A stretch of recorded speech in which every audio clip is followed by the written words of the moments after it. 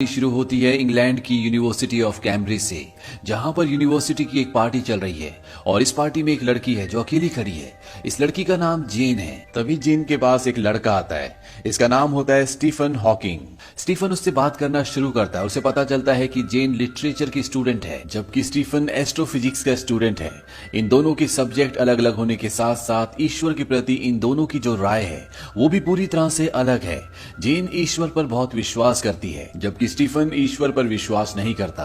जेन उससे पूछती है कि अंतरिक्ष ग्रह तारों की पढ़ाई करने वाले किस पर विश्वास करते हैं। स्टीफन उसे बताता है एक ऐसी इक्वेशन पर जो ब्रह्मांड की हर एक चीज को एक्सप्लेन कर दे।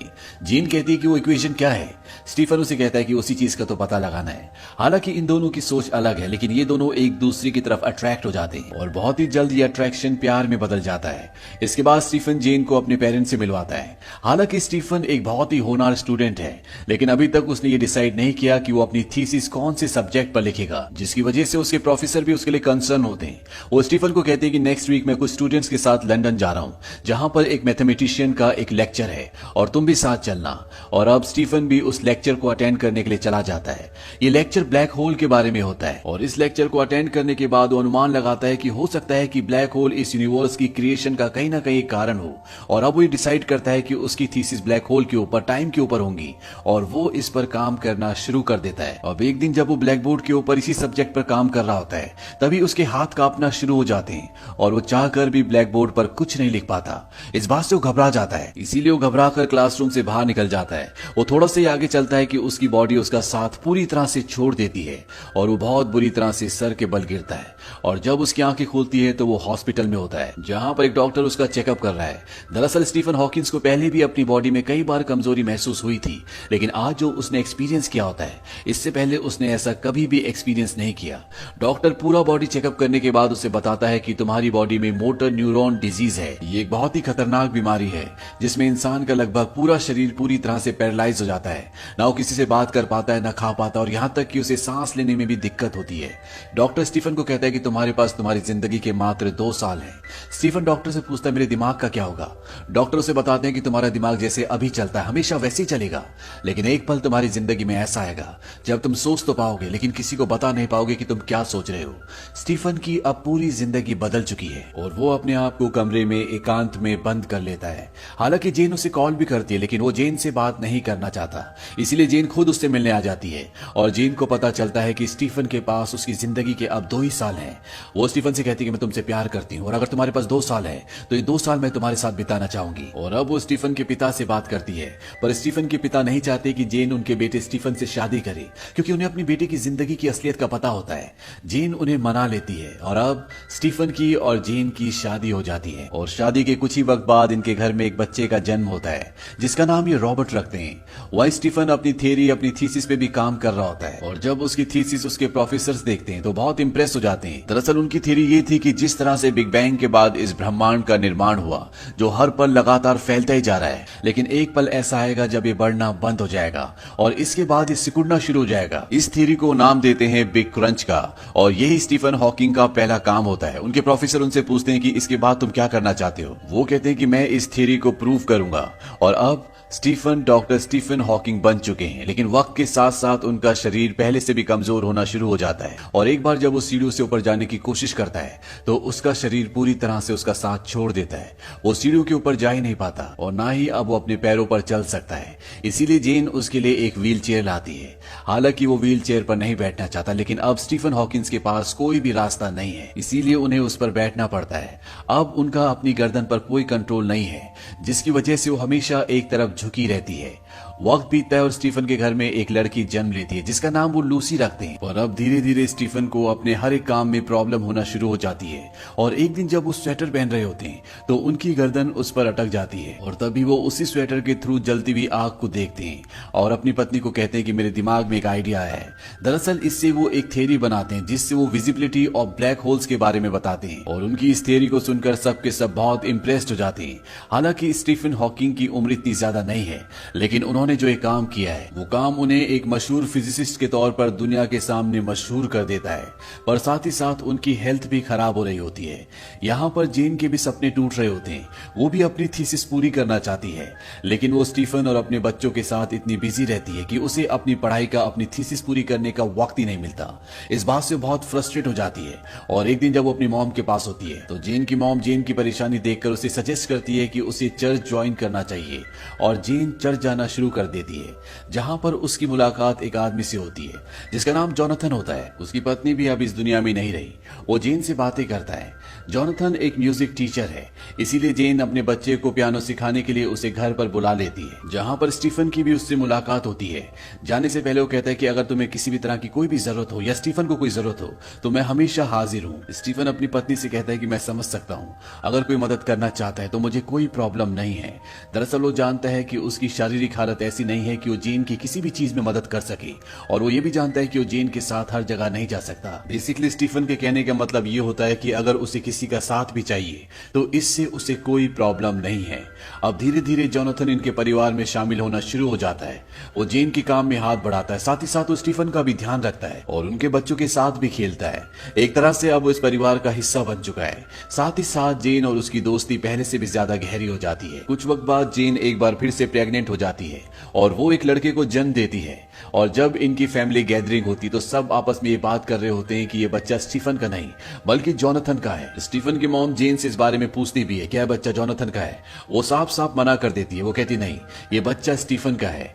ये बात जोनाथन सुन लेता और वहां से जाने लगता है, पर जेन बाहर जाकर उसे रोकने की कोशिश करती है। वो कहती है कि मेरे बच्चों को, मुझे और स्टीफन को भी तुम्हारी जरूरत है। जोनाथन कहता है कि इस वक्त मुझे यहाँ से चले जाना चाहिए क्योंकि हर कोई इसी बारे में बात कर रहा है। वो उसे ये भी कहता है कि मेरे दिल में तुम्हारे लिए फीलिंग्स है। जेन कहती है मेरे दिल में भी तुम्हारे लिए फीलिंग्स है, और जोनाथन वहां से चला जाता है। अब स्टीफन को एक दिन ओपेरा देखने के लिए इनविटेशन आता है। वो जेन से कहता है कि तुम्हें मेरे साथ आने की जरूरत नहीं है, मेरे स्टूडेंट्स मुझे ले जाएंगे, तुम बच्चों के साथ कैंपिंग करने के लिए जाओ। जेन कहती है कि मैं अकेले सब कुछ नहीं संभाल सकती। स्टीफन कहता है कि तुम्हें जोनाथन को बुलाना होगा। वो कहती है कि शायद अब वो नहीं आएगा। ये सुनने के बाद स्टीफन खुद चर्च में जोनाथन से मिलने के लिए जाता है और वो से कहता है कि जेन को तुम्हारी जरूरत है। दरअसल स्टीफन एक प्रैक्टिकल इंसान है, वो किसी भी तरह से स्वार्थी नहीं है, इसीलिए वो अपनी पत्नी की, उसकी फीलिंग्स के बारे में भी सोचता है। वो समझता है कि वो भी एक इंसान है और वो चाहकर भी हर जगह उसका साथ नहीं दे सकता। इसके बाद जेन, उसके बच्चे और जोनाथन कैंपिंग के लिए चले जाते हैं और यहाँ स्टीफन हॉकिंग ओपेरा देखने के लिए जाते हैं, जहाँ पर उनकी तबीयत बहुत ज्यादा खराब हो जाती है। दरअसल उन्हें निमोनिया हो गया होता है, इसीलिए उन्हें हॉस्पिटल में एडमिट करना पड़ता है। और जब वहां पर जेन पहुंचती है तो डॉक्टर उसे बताते हैं कि स्टीफन की हालत बहुत ज्यादा खराब है, इस वक्त वो वेंटिलेटर में है और हमें उनका ऑपरेशन करके उनके गले में एक होल करना होगा और वहीं से इन फ्यूचर वो खाना खाएंगे, लेकिन ऐसा करने से उनकी बोलने की जो शक्ति है वो पूरी तरह से खत्म हो जाएगी। दरअसल स्टीफन हॉकिंग को जो बीमारी है उस बीमारी में ये होना स्वाभाविक है और कहीं ना कहीं वो सब पहले से इसके लिए तैयार थे। जेन इस ऑपरेशन के लिए मान जाती है क्योंकि वो चाहती है कि स्टीफन ज्यादा से ज्यादा जिए। इसके बाद स्टीफन का ऑपरेशन होता है और अब स्टीफन बोल नहीं सकते और ना ही वो अपने मुंह से खाना खा सकते हैं, पर उन्हें अपनी बात दूसरों को समझाने के लिए कोई ना कोई जरिया तो ढूंढना होगा। इसीलिए उनकी पत्नी जेन उन्हें स्पेलिंग बोर्ड पढ़ना सिखाती है। दरअसल इशारे से वो स्पेलिंग बोर्ड के जरिए दूसरों को अपनी बात समझा सकते हैं। और अब उनकी देखभाल के लिए एक नर्स आती है जिसका नाम एलेन होता है। एलेन से वो स्पेलिंग बोर्ड के जरिए बात करते हैं और बहुत जल्द ये एक दूसरे से घुल मिल जाते हैं। स्टीफन हॉकिंग को बहुत ज्यादा वक्त तक स्पेलिंग बोर्ड का सहारा नहीं लेना पड़ता क्योंकि उनके लिए एक वॉइस सिंथेसाइजर लाया जाता है जिसका रिमोट उनके हाथ में होता है, जिससे वो कुछ भी टाइप कर सकते हैं और जो भी वो स्क्रीन पर टाइप करेंगे कंप्यूटर उस टेक्स्ट को रोबोटिक वॉइस में कन्वर्ट कर देगा जिसे दुनिया सुन सकती है।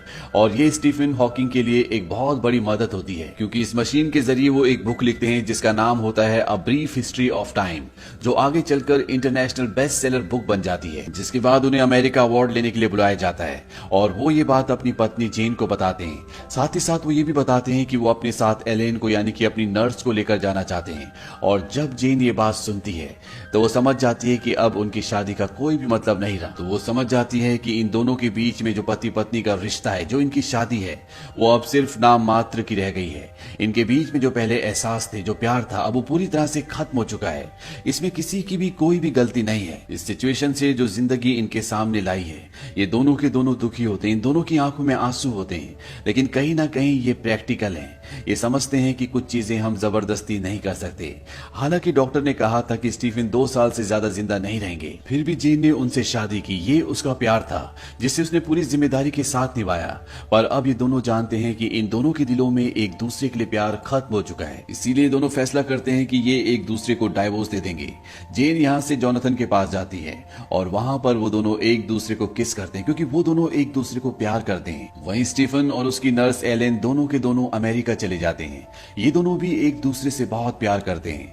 अमेरिका में स्टीफन का बहुत मान सम्मान होता है और उन्हें स्टूडेंट्स के आगे स्पीच देने के लिए बुलाया जाता है, जहां पर वो हर किसी के सवाल का बहुत अच्छे तरीके से जवाब देते हैं। उनकी बातों में आज भी ह्यूमर होता है और अंत में वो सबके साथ वो बात शेयर करते हैं जो उन्होंने अपनी पूरी जिंदगी से सीखी होती है। वो कहते हैं, there should be no boundaries to human endeavour, we are all different, however bad life may seem, there is always something you can do and succeed at, while there is a life there is a hope. इसका मतलब ये होता है कि इंसान की प्रयास करने की कोई भी बाउंड्रीज, कोई भी सीमा नहीं होनी चाहिए। हम सब के सब एक दूसरे से अलग हैं। जिंदगी चाहे कितनी भी बुरी क्यों ना हो, लेकिन हमेशा यहाँ पर कुछ ना कुछ ऐसा होता है जो आप कर सकते हैं, जिसमें आप कामयाब हो सकते हैं, क्योंकि जब तक जिंदगी है तब तक उम्मीद है। उनकी बात सुनकर सब बहुत इंस्पायर्ड होते हैं। इसके बाद वो इंग्लैंड वापस आ जाते हैं और इंग्लैंड आने के बाद उन्हें क्वीन एलिजाबेथ II अपने रॉयल पैलेस में बुलाती है, क्योंकि उन्होंने अपने देश के लिए साइंस के क्षेत्र में जो काम किया होता है उसकी उपलब्धि के लिए उन्हें order of the companions of honour से सम्मानित किया जाएगा। यह अपने आप में एक बहुत बड़ा सम्मान है। वो अपने साथ जेन और अपने तीनों बच्चों को भी ले जाते हैं और जब ये रॉयल पैलेस के गार्डन में होते हैं, जेन स्टीफन से कहती है, अगर तुम चाहो तो इस सम्मान को लेने से मना कर सकते हो। वो ऐसा इसलिए कहती है क्योंकि सरकार साइंस के लिए बहुत कम फंडिंग करती है और आगे चलकर स्टीफन ऐसा करते भी हैं। वो नाइटहुड सम्मान लेने से मना कर देते हैं। स्टीफन हॉकिंग और जेन हालांकि अब पति पत्नी नहीं है, लेकिन स्टीफन हॉकिंग की जिंदगी में जेन ने जो कंट्रीब्यूशन दिया वो उसे कभी भुला नहीं सकते, इसीलिए वो उसका रिगार्ड करते हैं और इसीलिए वो जेन को अपने साथ रॉयल पैलेस बुलाए होते हैं। और अंत में वो अपनी पत्नी को कहते हैं कि वो देखो हमने क्या बनाया, और सामने उनके तीनों बच्चे खेल रहे होते हैं। मतलब कि एक दूसरे से अलग होने के बाद भी कहीं ना कहीं ये किसी ना किसी तरीके से एक दूसरे से जुड़े हुए हैं। और अंत में हमें बताया जाता है कि स्टीफन हॉकिंग और जेन हमेशा एक दूसरे के दोस्त बन के रहे। जेन ने जोनाथन से शादी कर ली और शादी के बाद वो दोनों खुशी खुशी रहते हैं। साथ ही जेन अपनी PhD भी कंप्लीट कर लेती है और यहाँ पर स्टीफन हॉकिंग वो भी अपनी नर्स एलेन से शादी कर लेते हैं और इसी के साथ ये कहानी यहीं पर खत्म हो जाती है। स्टीफन हॉकिंग चाहते थे कि मॉडर्न फिजिक्स में एक ऐसी थ्योरी बने जो हर एक सवाल का जवाब दे सके, लेकिन फिलहाल ऐसी कोई भी थ्योरी नहीं है। मॉडर्न फिजिक्स में 2 थ्योरी काम करती है, एक आइंस्टाइन की जनरल रिलेटिविटी और दूसरी क्वांटम फील्ड थ्योरी, जो दोनों एक दूसरे के विपरीत काम करती है। स्टीफन ने इन थ्योरीज के जरिए हमें एक कॉन्सेप्ट दिया जिसका नाम है हॉकिंग रेडिएशन। उनका कहना था कि ब्लैक होल्स हमेशा रेडिएशन छोड़ते रहते हैं और जब उनका मास लगातार कम होता जाता है तो वो पूरी तरह से गायब हो जाते हैं। यानी कि हमारे ब्रह्मांड में जितने भी ब्लैक होल्स हैं उनकी एक लाइफ है। उनका कहना था कि एक सितारे से ब्लैक होल बनता है और उसके बाद ब्लैक होल भी गायब हो जाता है। उनका यह भी मानना था कि आने वाले वक्त में धरती पूरी तरह से खत्म हो जाएगी, ये रहने लायक नहीं रहेगी, और अगर इंसान को अपना अस्तित्व बचाना है तो उसे अपने आसपास के ग्रहों पर कॉलोनीज बसानी होगी, नहीं तो इंसान का अस्तित्व आने वाले वक्त में पूरी तरह से खत्म हो जाएगा। उन्होंने ये भी कहा था कि हमें एलियन से संपर्क करने की कोशिश नहीं करनी चाहिए, क्योंकि कोई एलियंस अगर इतने एडवांस हैं जो हजारों साल का सफर तय करके हमारी धरती तक पहुंच सकते हैं तो हो सकता है कि वो हमें गुलाम बना ले या धरती पर जितने भी रिसोर्सेज हैं वो उन्हें अपनी सहूलियत के हिसाब से पूरी तरह से इस्तेमाल कर ले। जिस तरह से जब कोलंबस अमेरिका पहुंचे थे तो उसके बाद यूरोपियंस भी अमेरिका पहुंच गए और वहां के जो मूल निवासी थे जिन्हें रेड इंडियंस कहा जाता था, उन लोगों पर बहुत अत्याचार हुआ, उनके रिसोर्सेज उनसे छीन लिए गए। तो हो सकता है कि अगर हमसे ताकतवर कोई इस ब्रह्मांड में है तो वो भी हमारे साथ ऐसा ही करे। इसके अलावा उनका ये भी मानना था कि आने वाला वक्त आर्टिफिशियल इंटेलिजेंस का है, यानी कि इंसानों से ज्यादा रोबोट्स और मशीन्स काम करेंगी, और अगर आर्टिफिशियल इंटेलिजेंस को बनाने में ज्यादा सावधानी नहीं बरती गई तो हो सकता है कि आर्टिफिशियल इंटेलिजेंस इंसानों के खिलाफ आने वाले वक्त में जंग छेड़ दें और वो इंसानों के खात्मे का एक कारण बन जाए। स्टीफन हॉकिंस आत्मा को, ईश्वर को, इन सब चीजों को नहीं मानते थे। उनका कहना था कि इंसान का एक ही जन्म होता है, वो एक कंप्यूटर, एक मशीन की तरह है जो मरने के बाद बंद हो जाता है और फिर दोबारा कभी स्टार्ट नहीं होता। स्टीफन हॉकिंग की ऐसी कई सारी बातें, कई सारी थ्योरीज हैं जिन सब ने उन्हें पूरी दुनिया में फेमस कर दिया। हालांकि उन्होंने विज्ञान की दुनिया में ऐसा योगदान दिया जो पहले कभी किसी ने नहीं दिया, लेकिन उनका सबसे बड़ा चैलेंज था अपनी बीमारी से लड़ना, जहां पर इंसान अपनी छोटी सी बीमारी से पूरी तरह से हार जाता है। हॉकिंग के साथ इतनी बड़ी प्रॉब्लम थी, लेकिन फिर भी वो उस प्रॉब्लम से हारे नहीं, बल्कि उस प्रॉब्लम के बाद वो अपनी स्टडीज में ज्यादा फोकस कर पाए और जो काम वो शायद बिल्कुल ठीक ठीक होकर ना कर पाते, वो सभी काम की और दुनिया के लिए एक मिसाल बन गए। तो ये थी पूरी कहानी द थियरी ऑफ एवरीथिंग की, स्टीफन हॉकिंग की ये मूवी जो कि उनकी जिंदगी की सच्ची कहानी है। ईयर 2014 में रिलीज हुई थी। IMDb पर इसकी रेटिंग है 7.7। इस मूवी का बजट था $15 मिलियन और बॉक्स ऑफिस पर इसने कमाई की थी $124 मिलियन की। उम्मीद करते हैं कि ये कहानी आपको पसंद आई होगी।